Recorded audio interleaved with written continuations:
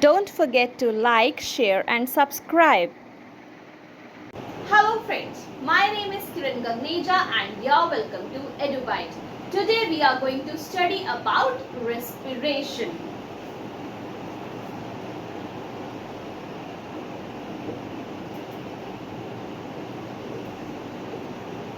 Respiration आपके chapter life processes का part है, राइट? सो आपका जो चैप्टर है लाइफ प्रोसेसेस उसका एक पार्ट है रेस्पिरेशन, जिसे आज हम डिस्कस करेंगे. Rest of the parts will be discussed in the next videos. Okay, so let's start. Respiration को समझने से पहले we need to understand what is breathing. वैसे तो आप सभी लोग जानते होंगे ब्रीदिंग होता क्या है. The inhalation and the exhalation of what air, right?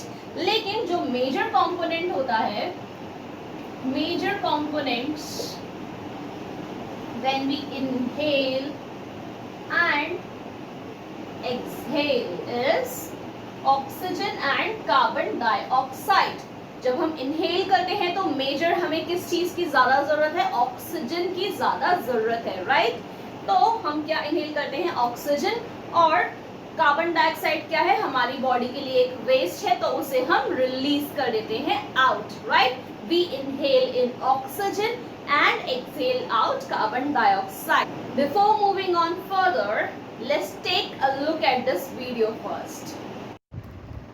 In humans, the main organs responsible for respiration are present in the thoracic cavity. In the thorax region, the rib cage and a dome-shaped fibrous tissue known as diaphragm are observed.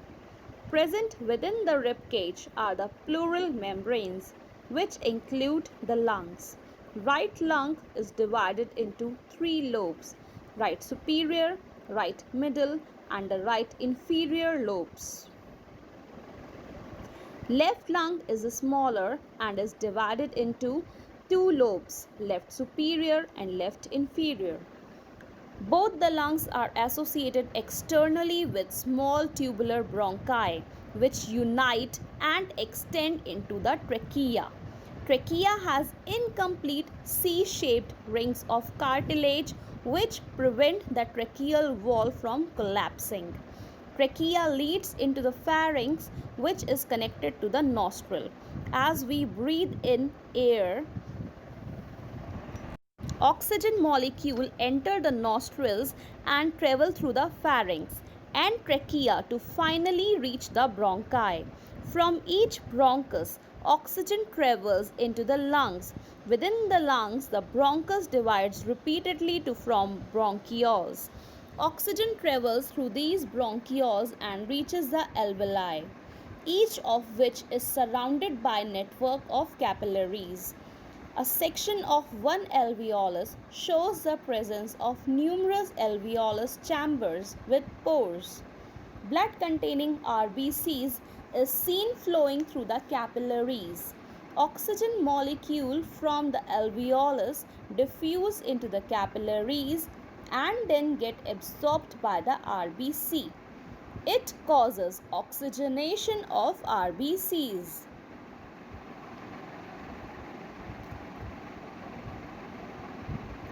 Blood moving into the alveolus contains RBC and carbon dioxide molecules.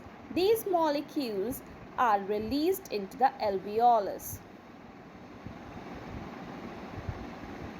Carbon dioxide collects in the alveolar chamber, and from the alveolus it travels into the bronchioles, then to the bronchus, and is finally breathed out through the nostrils. So the process of breathing in air rich in oxygen is called inhalation. After the contraction of muscular diaphragm, the lungs expand and the air rushes in, resulting in the inflation of the alveoli. During exhalation, the diaphragm moves up and the alveoli deflate, causing the air to be forced out. This exhaled air is rich in carbon dioxide. This process of inhalation and exhalation is known as breathing, which is approximately 15 to 19 times per minute and is an important part of respiration. तो आपको video से better समझ में आया होगा कि कैसे हम ऑक्सीजन को इनहेल करते हैं और कैसे कार्बन डाइऑक्साइड बाहर जाती है, राइट? तो अब हम आगे बढ़ते हैं. द फर्स्ट स्टेप, हमारा फर्स्ट स्टेप चाहे एरोबिकली रिस्पायर करने का हो या एनएरोबिकली, दोनों के लिए ये फर्स्ट स्टेप कॉमन है, राइट? तो फर्स्ट स्टेप में क्या होता है, glucose gets converted into pyruvate. Glucose क्या है हमारा 6 carbon compound and pyruvate is 3 carbon compound. First step में glucose gets converted into pyruvate और ये कहां पर होता है, इन द साइटोप्लाज्म.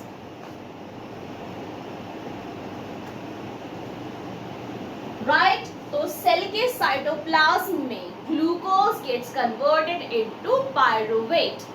फिर अगर एरोबिकली रिस्पायर कर रहे हैं, यानी कि in the presence of oxygen, अगर ऑक्सीजन मिल रही है, एरोबिकली रिस्पायर कर रहे हैं, तो क्या होगा, it will produce carbon dioxide, water and ATP, right?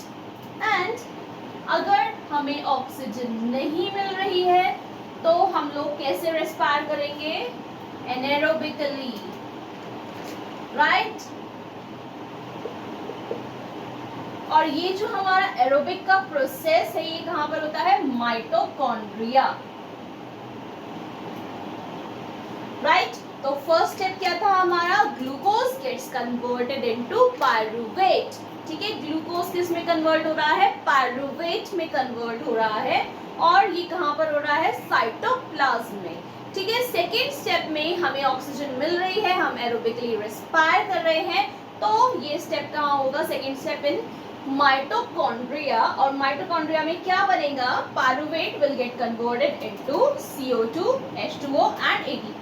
This pyruvate will get converted into this. अगर हमें ऑक्सीजन नहीं मिल पा रही है, थोड़ी देर के लिए हम लोग एनारोबिकली रेस्पायर कर सकते हैं एंड ये प्रोसेस कहाँ होता है, इन द मसल्स, और प्रोड्यूस क्या होता है, लैक्टिक एसिड. ठीक है, हमें एनर्जी भी मिलती है. तो लैक्टिक एसिड प्रोड्यूस होता है when we respire anaerobically in the muscles. Lactic acid कहाँ प्रोड्यूस होता है, इन द मसल्स. और कार्बन डाइऑक्साइड, वाटर और ATP कहाँ प्रोड्यूस होता है, इन द माइटोकॉन्ड्रिया. नाउ जो ऑर्गेनिज्म रेस्पायर ही एनारोबिकली करते हैं, यानी कि जिन्हें ऑक्सीजन नहीं मिल पाती, लाइक यीस्ट एंड बैक्टीरिया, तो उन ऑर्गेनिज्म में क्या होता है,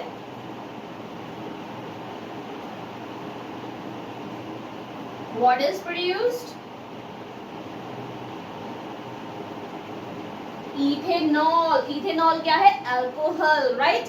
इथेनॉल प्रोड्यूस होती है एंड एनर्जी. लेकिन एरोबिक रेस्पिरेशन में हमें ज्यादा एनर्जी मिलती है और एनारोबिक रेस्पिरेशन में हमें कम एनर्जी मिलती है, राइट?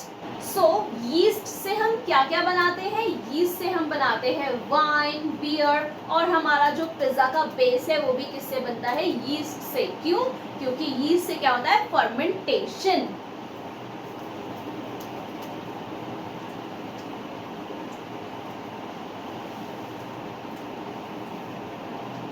सो यीस्ट से क्या होता है,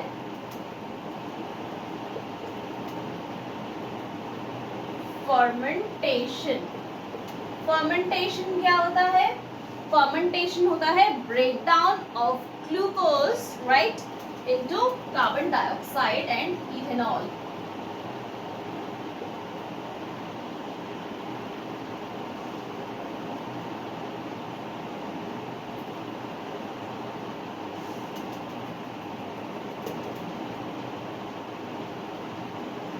ये जो कार्बन डाइऑक्साइड है, ये क्या करती है, ये उसको थोड़ा सा फुला देती है, और इथेनॉल क्या होता है, वो इवेपोरेट हो जाता है during this process. Okay, so yeast is used in making wine, beer, pizza base, etc. अब क्या रीजन है कि डाइजेशन और रेस्पिरेशन अलग होते हैं? क्योंकि हम दोनों में ही कह रहे हैं कि we break down the food molecule. Digestion में भी we talk about breaking down the food molecule into simpler substances, और रेस्पिरेशन में भी हम कह रहे हैं कि break down of food molecule, right. तो अब डाइजेशन में और रेस्पिरेशन में क्या डिफरेंस होता है? जब हम डाइजेशन करते हैं, you have already studied about digestion I suppose, और नहीं करा है तो I will make a video and you will have a look at that. Digestion में प्रोडक्ट क्या होता है, क्या बनता है? ग्लूकोज. और ग्लूकोज क्या है? Respiratory substrate.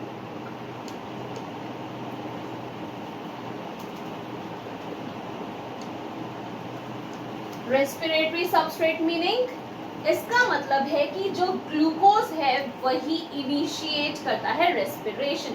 तो जो प्रोडक्ट हमें डाइजेशन में मिलता है वही हमारा क्या है? इनिशिएटर है, जिससे जो ब्रेक डाउन होता है glucose further gets break down. ठीक है. तो food molecule, the product in the digestion is glucose, जो फर्दर ब्रेक डाउन होता है during respiration.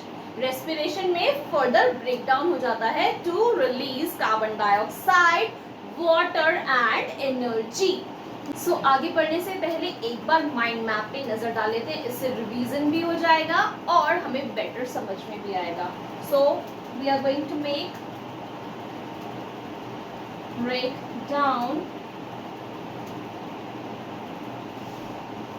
of glucose by various pathways, right?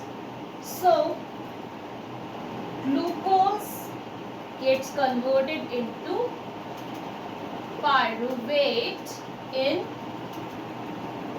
cytoplasm. सबसे पहला स्टेप जो सबके लिए कॉमन है वो क्या है? साइटोप्लाज्म में glucose will get converted into pyruvate. Glucose is a 6 carbon compound and pyruvate is a 3 carbon compound. Now अगर हम लोग ऑक्सीजन की प्रेजेंस में रेस्पायर कर रहे हैं, इट मींस एरोबिकली रेस्पायर कर रहे हैं. So what is produced? CO2, H2O plus energy. And अगर हमें ऑक्सीजन नहीं मिल रही है, in the absence of oxygen what is produced? Lactic acid and energy. और कुछ ऑर्गेनिज्म जो रेस्पायर ही कैसे करते हैं? एनारोबिकली रेस्पायर करते हैं in the absence of oxygen. It means this both are anaerobic respiration. तो what is produced? ethanol and carbon dioxide and energy is released. So lactic acid is what? Lactic acid क्या है? 2 carbon compound, 3 carbon compound. Lactic acid क्या है? 3 carbon compound और ethanol क्या है? 2 carbon compound. Right? So this is a mind map of breakdown of glucose by various pathways. This is the process of respiration. The first one is aerobic and the second are anaerobic respiration. So we said that ATP is formed when we respire. जब हम respire करते हैं तो क्या बनता है? ATP. लेकिन ये ATP होता क्या है? Adenosine triphosphate. This is adenosine triphosphate. Right. तो ये एडेनोसिन ट्राइफॉस्फेट होता है जो क्या है? Energy currency. एनर्जी करेंसी है हमारे सेल्स के लिए. Is a energy currency for cells. Respiration से हमें जो एनर्जी मिलती है वो क्या प्रोड्यूस करती है? ADP. ये P मिलके क्या बनाते हैं, ATP, right. Adenosine diphosphate, D stands for die, and if I say AMP तो M is what, monophosphate। तो AMP में फॉस्फेट के कितने मॉलिक्यूल्स हैं, 1, ADP में 2 एंड ATP में 3, राइट। ये जो बॉन्ड है, this is responsible for energy in ATP। This bond is actually responsible for what, energy in ATP। Linkage है, ये क्या होती है, ये ब्रेक डाउन हो जाती है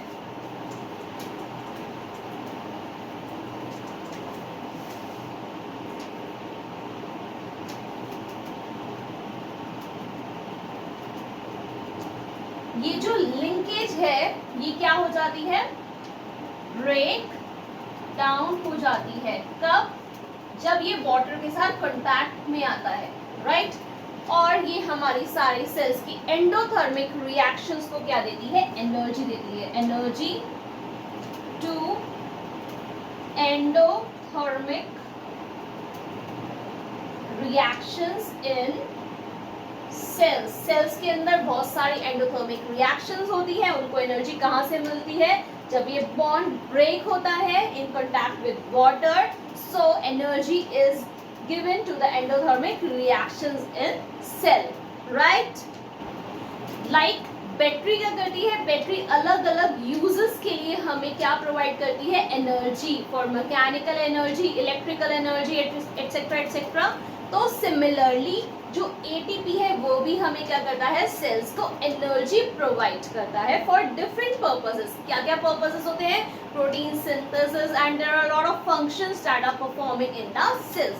सेल्स में जो भी फंक्शंस परफॉर्म हो रहे हैं, एंडोथर्मिक रिएक्शंस हो रही है, उसको एनर्जी कहाँ से मिलती है, ATP से मिलती है, राइट। कि एरोबिक रेस्पिरेशन में ऑक्सीजन के बगैर रेस्पिरेशन नहीं होती है, तो हमें इंश्योर करना चाहिए कि हमें प्रॉपर ऑक्सीजन मिलती रहे, राइट। तो हमें अपने प्लांट्स को कट नहीं करना चाहिए, हमें ज़्यादा से ज़्यादा प्लांट्स उगाने चाहिए। प्लांट्स भी रेस्पायर करते हैं, राइट। तो अगर प्लांट्स भी रेस्पायर करते हैं तो प्लांट्स को भी क्या चाहिए, ऑक्सीजन चाहिए, लेकिन इतनी नहीं चाहिए। उनको बहुत ही लेसर अमाउंट में रेस्पायर करना होता है, डे में भी रेस्पायर करते हैं, right. So plants respire during day and night. Plants क्या करते हैं, डे में भी रेस्पायर करते हैं और नाइट में भी रेस्पायर करते हैं, लेकिन फोटोसिंथेसिस कब करते हैं, ओनली ड्यूरिंग द डे। लेकिन फिर पूरे प्रोसेस में वो इतनी ऑक्सीजन इनटेक नहीं करते जितनी वो ऑक्सीजन एक्सहेल करते हैं फॉर आवर यूज, राइट। तो एनिमल्स को भी, ह्यूमंस को भी, सबको ऑक्सीजन कहाँ से मिल रही है, ट्रीज से मिल रही है। लेकिन हमें रात को बड़े बड़े प्लांट्स के नीचे नहीं सोना चाहिए। क्यों, क्योंकि ये जो ट्री है रात को सिर्फ क्या दे रहा है, it is producing what, carbon dioxide, and if we are here and we need oxygen, right, but it is giving what, carbon dioxide. ये कार्बन डाइऑक्साइड दे रहा है, हम लोग कार्बन डाइऑक्साइड इनहेल करेंगे, राइट। वो हमारी बॉडी के लिए अच्छा नहीं है। Carbon dioxide is a waste for our body. हमें किस चीज़ की रिक्वायरमेंट है, हमें रिक्वायरमेंट है ऑक्सीजन की, ना कि कार्बन डाइऑक्साइड की। इसलिए कुछ लोग फेंट हो जाते हैं जब वो रात को पेड़ के नीचे जाते हैं या सो जाते हैं, राइट। तो इसलिए हमें रात को पेड़ों के नीचे नहीं सोना चाहिए, स्पेशली द बिग ट्रीज। अब प्लांट्स ऑक्सीजन और कार्बन डाइऑक्साइड का एक्सचेंज कहाँ करते हैं, इन द स्टोमेटा। स्टोमेटा में प्लस इंटरसेलुलर स्पेसेस,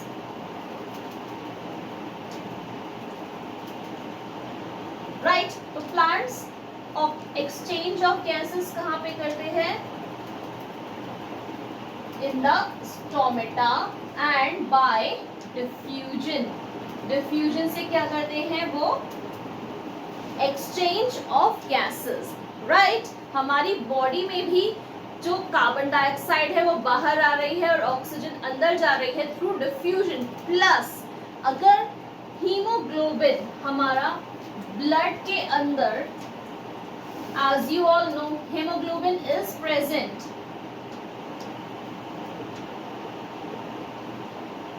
ये क्या है?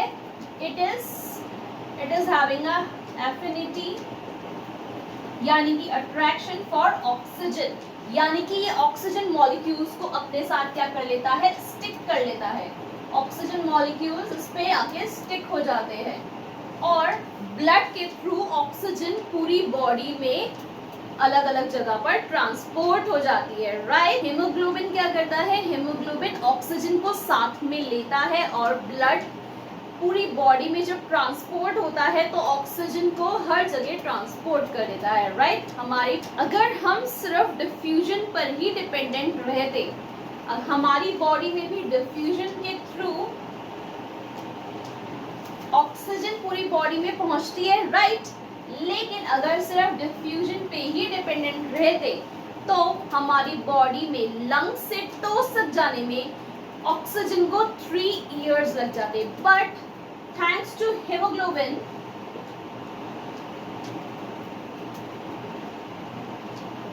जिसकी वजह से ऑक्सीजन पूरी बॉडी में ट्रांसपोर्ट हो पाती है, hemoglobin is having a affinity यानी कि attraction for oxygen, right? तो having a affinity for oxygen, तो ऑक्सीजन मॉलिक्यूल्स इसके साथ क्या हो जाते हैं? डिसॉल्व हो जाते हैं, राइट। ऑक्सीजन मॉलिक्यूल इसके साथ डिसॉल्व होके पूरी बॉडी में ट्रांसपोर्ट हो जाता है। पता है कि लाइम वाटर जो है उसमें अगर आप फूंक मारेंगे, राइट, यानी कि आप क्या एक्सेल कर रहे हैं? You know very well, you excel carbon dioxide. जब आप उसके अंदर फूंक मारते तो उसके अंदर क्या जाता है? Carbon dioxide.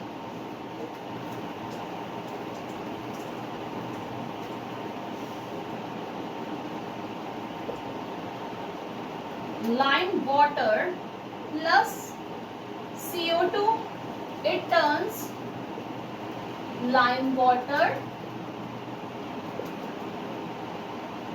Milky, right. तो कार्बन डाइऑक्साइड की प्रेजेंस को हम डिटेक्ट कैसे कर सकते हैं?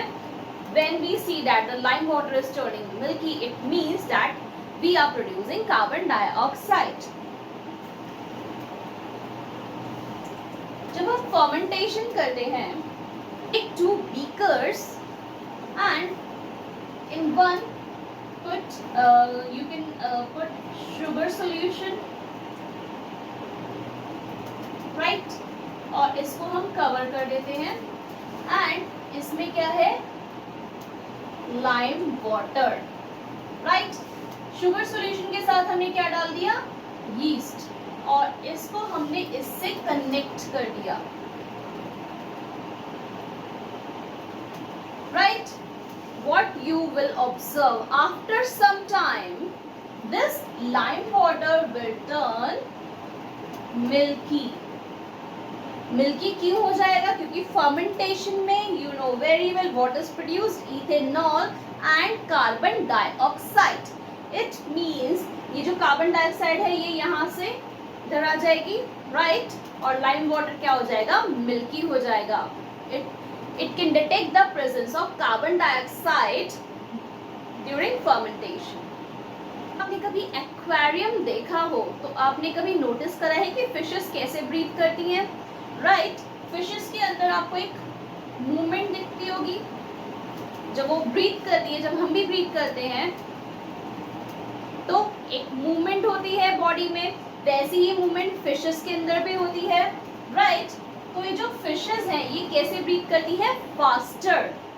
फास्टर क्यों ब्रीथ करती है ये? क्योंकि जो ऑक्सीजन है वो वाटर के अंदर कैसी है? डिसॉल्व्ड है, राइट। तो ये डिसॉल्व्ड ऑक्सीजन इतनी नहीं होती है जितनी हमें एयर में मिल जाती है, तो इसीलिए हमें बार बार इतना ज़्यादा रेस्पायर करने की ज़रूरत नहीं पड़ती, हमें आराम से ऑक्सीजन मिल जाती है। लेकिन ऑक्सीजन जो वाटर में डिसॉल्व होती है वो इतनी नहीं होती है, इसलिए फिशेस को बार बार ब्रीथ करना पड़ता है। Their breathing rate is faster than us, right. Breathing rate क्या होता है? 15 to 19 times per minute, right? हमारा ब्रीदिंग रेट होता है 15 to 19 times in a minute. लेकिन जब हम हेवी एक्सरसाइज करते हैं तो कितना हो जाता है? हेवी एक्सरसाइज और जिमिंग और anything that is a physical exercise, it goes up to 25 times per minute. And तो जब हम ब्रीथ करते हैं तो ऑक्सीजन नॉस्ट्रल से होती हुई कहाँ जाती है? This is nostrils, then pharynx and then trachea, और ट्रेकिया से डिवीजन हो जाता है into the two lungs and this is what? Bronchi, right? तो ब्रोंकाई और फर्दर डिवाइड हो जाता है इनटू ब्रोंकियोल्स, और ब्रोंकियोल्स के एंड पे क्या होता है? एल्वेलाई. ये जो एल्वेलाई है यही मेन स्पॉट है for the exchange of gases. Gases कहाँ पर एक्सचेंज होती हैं? एल्वेलाई में. जो ब्लड होता है वो पूरी बॉडी से कार्बन डाइऑक्साइड को लेकर आता है और एल्वेलाई के पास छोड़ देता है, राइट? और एल्वेलाई से क्या करता है? ऑक्सीजन लेता है और पूरी बॉडी में ट्रांसपोर्ट करता है. So alveoli is the exchange spot for the gases. Alveoli का सरफेस बहुत होता है. कैसे होता है? वैसे तो इट इज लाइक दिस, लेकिन जब हम उसे स्प्रेड करेंगे, स्प्रेड करते हैं तो कितना एरिया हो जाता है उसका? 80 मीटर स्क्वायर का एरिया होता है उसका. क्यों? क्योंकि हमें ज्यादा सरफेस एरिया चाहिए. किस लिए? ऑक्सीजन को एब्जॉर्ब करने के लिए, राइट? तो इसीलिए एल्वेलाई का जो सरफेस एरिया है वो बहुत ज्यादा होता है, लेकिन उसको क्या कर देते हैं? रोल रोल करके छोटा सा कर देते हैं, ठीक है, ताकि बॉडी में पूरा भी आ सके. और वो सरफेस एरिया जो है वो क्या हो जाता है? हमारी ऑक्सीजन को एब्जॉर्ब करने के काम में आता है. नाउ जो टेरेस्ट्रियल ऑर्गेनिज्म है उनका मेन रेस्पिरेटरी ऑर्गन क्या है?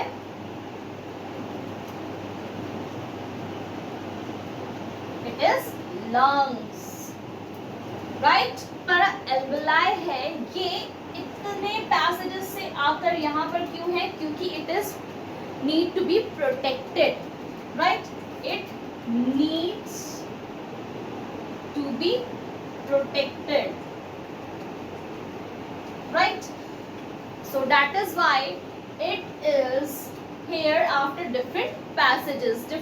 ये था हमारा पूरा प्रोसीजर इन द ह्यूमंस. कैसे ऑक्सीजन अंदर जाती है, कैसे कार्बन डाइऑक्साइड बाहर आती है और कैसे फूड मॉलिक्यूल ब्रेक डाउन होता है.